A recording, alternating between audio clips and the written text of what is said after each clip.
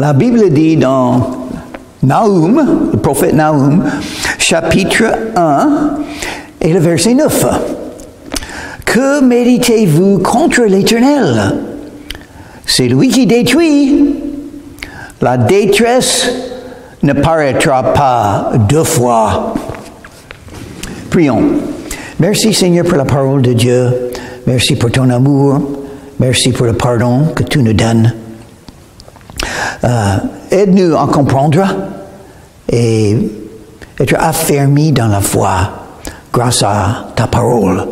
Dans ton nom, je te prie, Jésus. Amen. Nahum a un message pour les gens dans la ville de Ninive. Pourquoi est allé à Ninive? Il a été appelé pour y aller. Chaque croyant a un appel. L'appel et les dons de Dieu sont irrévocables. C'est bien. C'est une bénédiction de voir comment Dieu dirige chaque croyant. Pour dire, c'est voilà où tu dois aller pour me servir, parce que j'ai un message pour ces gens qui sont là. Et le message pour les habitants de Ninive était un message pour tout le monde. Parce que nous sommes tous des êtres humains. Nous allons tous mourir. Dieu est Dieu. Il est saint. Il est juge. Et il a un message pour nous. Il faut se repentir. On ne peut pas continuer dans le péché et penser que ça va bien marcher à la fin. Donc il dit, que méditez-vous contre l'Éternel? Méditez leurs pensées. Dieu connaît les pensées. Il connaît ce qu'on fait et il connaît ce qu'on pense, ce qu'on médite. Il faut méditer sur quoi? La parole de Dieu, afin de pouvoir mieux obéir la parole de Dieu, afin de pouvoir croître dans la foi. C'est par la parole de Dieu qu'on peut croître dans la foi, avoir plus de foi dans le bon Dieu. C'est par la parole de Dieu, en méditant sur la parole de Dieu, en lisant la parole de Dieu, on peut mieux comprendre qui est Dieu, qui est Jésus, notre Sauveur. Mais ils ont médité contre l'Éternel. Leurs idées étaient contre Dieu, contre la vérité. Ça existe aujourd'hui aussi? Oh oui, beaucoup. On n'est pas, il y a des gens qui ne sont pas contents avec ce qui est arrivé dans leur vie et disent, pourquoi Dieu a fait ça? Je suis contre Dieu. Je suis contre ce que Dieu a fait. Je n'aime pas Dieu, donc je ne vais pas croire en lui. Parce que ça ne me plaît pas ce qui m'est arrivé. Oui, il a des raisons comme ça. Mais si on est soumis à la volonté de Dieu, on ne pense pas comme ça. On peut avoir les promesses comme Romains chapitre 8 et le verset 28. Nous savons que toutes choses concourent au bien de ceux qui aiment Dieu et de ceux qui sont les appelés selon son dessein.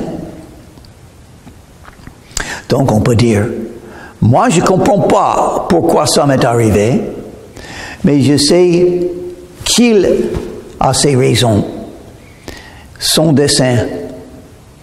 Et j'accepte ce qu'il a fait dans ma vie par la foi et je sais que ça marchera. Cette détresse qui est venue dans ma vie, c'est pour une raison, pour la gloire de Dieu. Un jour je verrai. Maintenant, c'est difficile à comprendre. Mais jamais est-ce que je serai contre Dieu. Je crois qu'il est là, il m'aime, il peut tout faire, il me guide par sa grâce. Il a quelque chose pour ma vie. Il veut que je devienne quelqu'un pour lui, plus fort. Et donc cette détresse va me fortifier. Et je vais me fortifier. Parce que Dieu m'a donné le commandement, n'est-ce pas? Fortifie-toi, prends courage. Ça commence dans la tête, dans le cœur. Mais eux, ces non-croyants, ils et méditer contre l'Éternel, c'est lui qui détruit.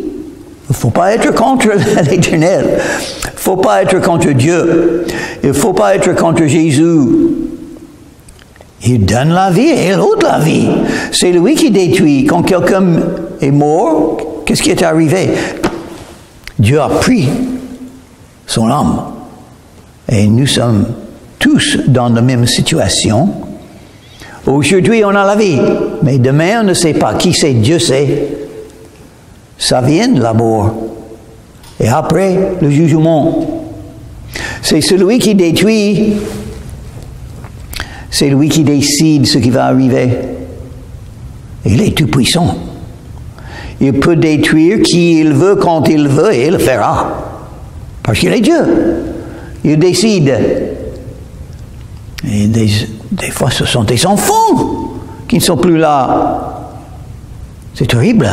Oui, mais les enfants sont dans le paradis. Et si vous allez un jour au paradis, vous allez les revoir. Et tous les larmes seront oubliées. Oh, ça sera bien. Vous pensez à l'avenir. Après les détestes, mais il ne faut pas jamais oublier. Le Tout-Puissant détruit s'il veut. Il est le seul qui fait tout ce qu'il veut. Et cette fois, il va faire venir une détresse sur Ninive, cette fois. Et il n'apparaîtra une deuxième fois. Qu'est-ce que ça veut dire? Pas une deuxième fois, une seule fois. Cette détresse va détruire. Dieu peut faire venir une détresse qui est limitée, qui est là pour un temps, on apprend quelque chose, on se repent, on demande le pardon, et on est mieux, on est plus fort grâce à cette détresse. Mais il y a une détresse qui détruit. Et ça peut arriver dans la vie.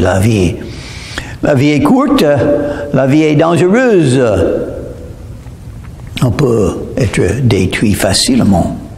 Par la violence, par les maladies, par un accident et d'autres choses. Car entrelacés comme des épines et comme ivres de leur vin, ils seront consumés comme la pelle sèche entièrement. Trois choses sont mentionnées pour parler de ce qui va arriver dans cette ville. Une ville peut être détruite, une ville peut être attaquée avec des épines. Les gens peuvent être ivres, tous ivres, dans le doute, dans la haine contre Dieu, dans leur non-croyance, dans leur manque de foi, ivres. Et ils seront consumés comme la pelle sèche. Est-ce que vous avez jamais brûlé la pelle sèche? Ça brûle très vite. Et tout est brûlé. Il n'y a rien qui reste sauf le cendre. Le cendre. De toi est sorti celui qui méditait le mal contre Dieu, contre l'Éternel. Celui qui avait de méchants desseins. Et Dieu sait ça, oui, il sait. On l'a déjà dit. Il connaît nos pensées même. Donc, nous sommes des grands pécheurs. Ce n'est pas seulement les péchés qu'on a faits, c'est aussi les pensées, les choses qu'on ferait si on pouvait. Et Dieu sait, il voit, il connaît. Parce que vous êtes coupable. Vous êtes coupable des péchés que vous avez faits. Et aussi, vous êtes coupable des choses que vous ferez si vous pouvez les pécher. C'est pourquoi la pornographie est horrible. Les péchés peuvent entrer dans votre tête et rester dans votre cœur. L'adultère, la fornication, la convoitise, la haine. Toutes les choses que vous ferez si vous pouvez, Dieu sait, parce qu'il connaît qui vous êtes. Ainsi parle l'Éternel. Quoique un temps est nombreux, ils seront moissonnés et disparaîtront. Je veux t'humilier pour ne plus avoir à t'humilier. Quoique un temps est nombreux, on peut le voir, la ville, tout marche bien, les gens habitent là, ils achètent leur nourriture, ils rentrent à la maison, ils s'amusent, ils ont des loisirs, ils rigolent, ils pleurent, ils vivent. Ils sont intacts. Oui, mais Dieu décide. Il peut faire détruire une ville comme ça, s'il veut. Chaque ville qui a été détruite dans l'histoire humaine, il y en a beaucoup. Jérusalem a été détruite 2 fois. Et qui fait quand ça arrive? Dieu. Ninive a été détruite, voilà, c'est l'avertissement. Dieu n'aime pas le péché.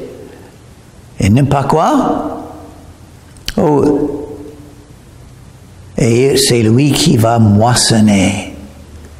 Qu'est-ce qu'il va moissonner? Des âmes. Si vous lisez l'Apocalypse, vous allez voir que les anges seront là et Jésus sera là pour moissonner les âmes de la terre. Le jour vient, il y a un jour pour semer et puis pour voir ce qui va arriver. Un jour, c'est le jour de moissonner. C'est la même chose avec Dieu. Il est en train de semer la vérité de son amour, son pardon, le Sauveur qu'il a donné pour que nous puissions être pardonnés. Donc, la vérité est semée. Il utilise les croyants comme vous et comme moi pour parler de lui, pour annoncer l'amour de Dieu, le pardon de Jésus, la vie éternelle qu'on peut avoir gratuitement si on se repent. Mais un jour, il est le jour de moissonne. Et Dieu le fera. Ils seront moissonnés et disparaîtront. Il peut faire disparaître qui il veut quand il veut. La mort vient. Es-tu prêt? Je veux t'humilier. Dieu n'aime pas l'orgueil. C'est le péché du diable quand il a été jeté. Il a été jeté du paradis. On ne va pas venir à Jésus si on est orgueilleux. Il faut être humilié. Il faut dire, oui, je suis un grand pécheur. J'ai beaucoup besoin d'être pardonné et de commencer à suivre Jésus et ses enseignements. Humilié, comme un enfant qui reconnaît, j'ai besoin de quelqu'un plus fort et plus grand que moi pour m'aider, pour me secourir, pour me sauver. Humilié. Pour ne plus avoir à t'humilier. Il a déjà humilié ces gens-là. Ils n'ont pas appris. Et maintenant, Dieu va le faire encore une fois. Et c'est tout. Encore une fois. Et ça sera tout ce qu'il fera. Je briserai maintenant son joug de dessous toi. Et je romprai tes liens. Alors, Dieu peut faire ce qu'il veut. Et il parle du jugement qui va tomber sur les habitants de Ninive. Et c'est le même message pour le monde. Le jugement de Dieu vient. Jésus a dit, la première chose que Jésus a dit dans son ministère, il a dit, repentez-vous, car le royaume des cieux est proche. Et qu'est-ce qui vient au début du royaume des cieux? Le jugement. Voici ce qu'a ordonné sur toi l'Éternel. Tu n'auras plus de descendants qui portent ton nom. On peut te détruire et même toute ta famille. Il peut changer ton avenir afin que rien ne restera plus de toi, de ton nom, de ta famille. Parce qu'il dit, j'enlèverai de la maison de ton Dieu des images taillées ou en métal fondu. Oh, Dieu n'aime pas l'idolâtrie. Qu'est-ce qu'il a dit? Chapitre 1, verset 2. L'Éternel est un Dieu jaloux. Il se venge. Nous sommes créés pour adorer Dieu, pour suivre Dieu, pour croire en Dieu, pour reconnaître que Jésus est vrai, le Fils de Dieu, ce qui veut dire Dieu le Fils. Il faut connaître Jésus comme Sauveur, comme Seigneur et comme Dieu. Il faut l'adorer. Il faut l'aimer avec tout le cœur, toute la pensée, toute l'âme et toute la force. Jésus a dit, c'est le plus grand et le premier de tous les commandements. Donc, ce Dieu qui est jaloux, il va faire des choses dans nos vies pour nous enseigner. Il faut l'aimer avant et plus que tout autre. Il faut faire attention à qui et à quoi vous aimez. Il ne faut pas être un idolâtre. Les idoles sont partout. Quelque chose que vous aimez plus que Dieu, c'est votre idole. Et Dieu peut l'ôter parce qu'il est jaloux. Il veut ton cœur, ton amour pour le oui, pas pour un autre. Pas pour un mari, pas pour une épouse, pour le oui. Donc, il peut ôter ce que vous aimez pour vous enseigner, pour vous donner encore une chance, une opportunité de l'aimer, d'aimer Jésus comme il faut. Il est jaloux et il se venge. Je préparerai ton sépulcre, car tu es trop léger. Ton sépulcre? Oh oui. Chaque personne qui est morte, c'est Dieu qui a ôté son âme de leur corps. La mort vient. Es-tu prêt? Le jugement vient juste après la mort. Es-tu prêt? Tu seras là, à genoux devant Jésus. Qu'est-ce qu'il dira? Est-ce qu'il dira, entre dans le paradis parce que je te connais? Ou est-ce qu'il dira, il faut s'en va, il faut s'en aller, parce que je ne te connais pas. Tu ne peux pas entrer dans le royaume des cieux. Voici chapitre 2. Chapitre 2. C'est bien, il parle de jugement, mais la Bible parle toujours de la miséricorde de Dieu. Il ne veut pas vous juger, il veut vous pardonner, il veut vous enseigner combien il t'aime. Il veut vous révéler la vérité que Jésus veut te sauver. Voici sur les montagnes. Pourquoi les montagnes? Partout. Quelque chose est important d'être fait partout. Les pieds du messager qui annonce la paix. Voilà, les pieds du messager qui annonce la paix. Pourquoi? Parce que le jugement vient. Parce que la vie est courte. Parce que Dieu veut tout sauver. Parce que Jésus est venu mourir sur la croix de Calvaire pour vous pardonner. Les pieds du messager qui annonce. Les pieds qui annonce. Les pieds et la bouche. Les pieds et la bouche. Il faut travailler ensemble, les pieds et la bouche. La bouche peut annoncer l'évangile, mais il faut que les pieds bougent, marchent, sortir. Il faut sortir de la maison. Il faut aller où se trouvent les gens, les rues, les marchés, les fêtes, où se trouvent les gens. Et parler, annoncer l'évangile. Annoncez la paix. Annoncez la paix. Dieu veut vous donner la paix. Qui est le prince de paix? Jésus. Il vous donnera la paix dans le cœur.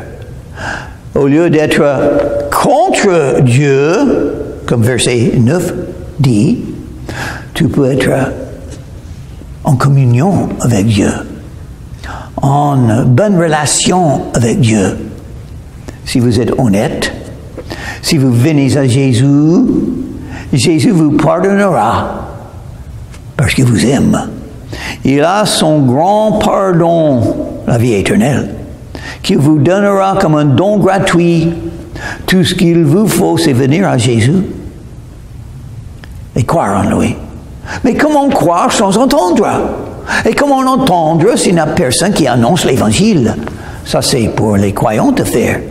Annoncer l'évangile, vous avez les membres de la famille, les voisins, les coéquipiers, les gens dans la rue. Vous avez tout le monde à qui vous pouvez annoncer la paix. Les pieds, voici sur les montagnes. Partout. Les montagnes.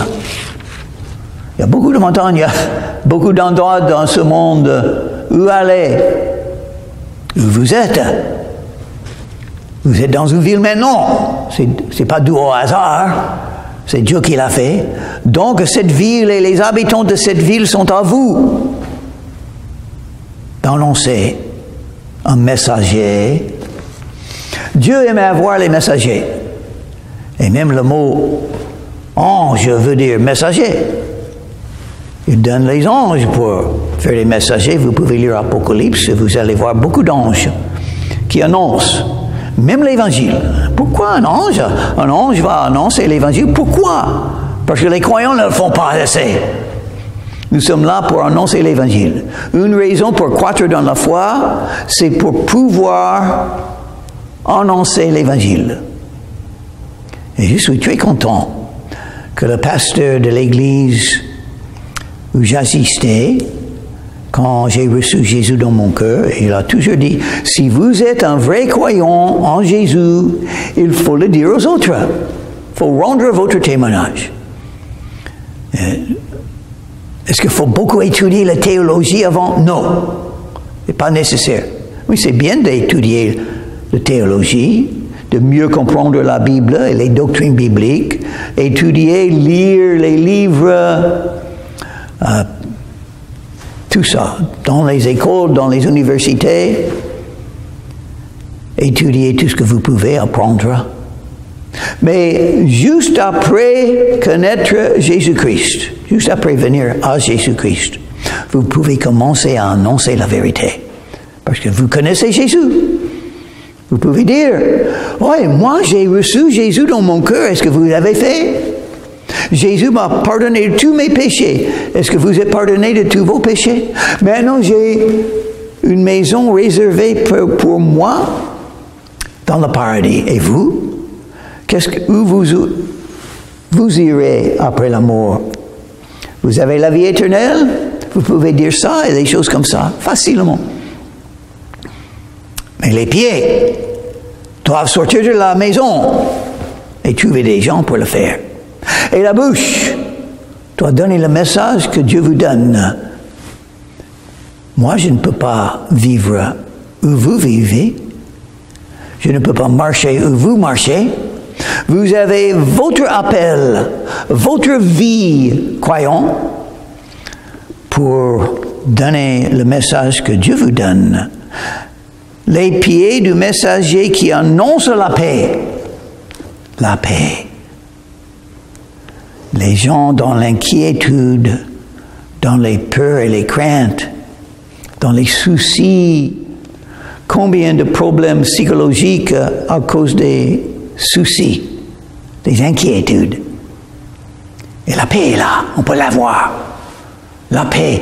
Mes péchés sont pardonnés et maintenant, je sais, après la vie, je serai dans le paradis. Qu'est-ce qui est mieux que ça? Dieu m'aime, Jésus est mort pour moi. La paix. Et Dieu est tout puissant, je suis un de ses enfants maintenant. Il me guide, il me protège, il s'occupe de moi. Il agit dans ma vie. Il a un dessein pour ma vie. Je ne suis pas là au hasard. C'est Dieu qui me donne la vie pour une raison. Le servir, le suivre et faire sa volonté pour moi. Selon le dessein qu'il a fait pour moi. Depuis l'éternité passée, Dieu pensait à moi et à vous. Et la vie qu'il voulait nous donner, la paix. Tout ce qui m'arrive, c'est la volonté de Dieu. Il exauce mes prières. Il me donne toutes les promesses de la Bible. Il m'aime avec son amour éternel. C'est pas comme l'amour humain. L'amour humain peut se terminer n'importe quand, pour n'importe quelle raison. Et ça arrive souvent. L'amour humain ne dure pas souvent. Malheureusement. Mais l'amour de Jésus, ça dure éternellement. Il nous aime chaque jour comme hier et avant-hier. Et il nous aimera toujours. Et ont aimé les siennes. Il les a aimés jusqu'à la fin. Ah, j'aime un amour comme ça. La paix. La paix. Si vous n'avez pas la paix, vous n'avez pas entendu le message du messager. Qu'est-ce que c'est le message? Je viens de le dire. Jésus vous aime, Jésus est mort pour vous, vous pouvez croire en Jésus, vous avez toutes les promesses de la Bible, vous avez la vie éternelle, vous avez Dieu avec vous tous les jours pour le reste de votre vie, pour vous guider, pour vous protéger, pour vous aimer.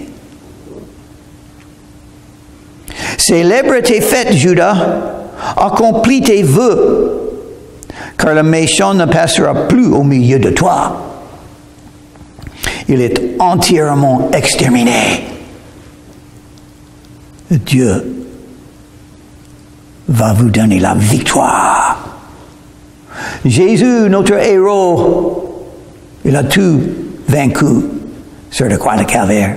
Il a vaincu le péché, il a vaincu le diable, il a vaincu la chair, il a vaincu l'enfer, il a vaincu la loi, les commandements. Il a vaincu les ténèbres spirituelles. Il a vaincu la mort.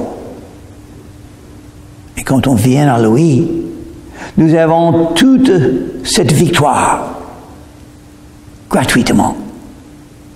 Et tous ses ennemis seront détruits. Tous ceux qui ont la haine pour Dieu, qui restent avec un cœur endurci, qui refusent à venir à Jésus, qui aiment les mensonges, qui rejettent la vérité, qui ont la haine envers vous et moi.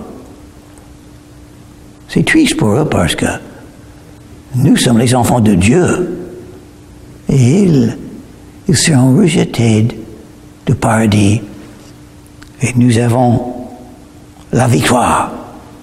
Garantie, c'est notre avenir. Verset 2. Le destructeur marche contre toi. Garde la forteresse. Veille sur la route. Affermis tes rênes. Recueille toute ta force. La victoire est garantie, nous aurons dans l'avenir. Maintenant, c'est la guerre spirituelle. Il y a des choses à faire. Quand vous venez à Jésus, vous devenez un enfant de Dieu. Mais aussi, vous entrez dans l'armée de Dieu, dans un combat spirituel. Et il faut très bien connaître la parole de Dieu chaque jour. Il faut être là-dedans pour avoir la nourriture spirituelle. Il faut prier, invoquer et se confier dans le Seigneur pour chaque chose qui arrive dans ta vie. Éphésiens chapitre 6, commençons verset 15. Il faut prendre toutes les armes spirituelles pour pouvoir vaincre dans cette guerre spirituelle, ne pas tomber. Le destructeur marche contre toi. Tu as les ennemis spirituels qui sont contre toi. Il veut que tu ne réussis pas dans la vie chrétienne.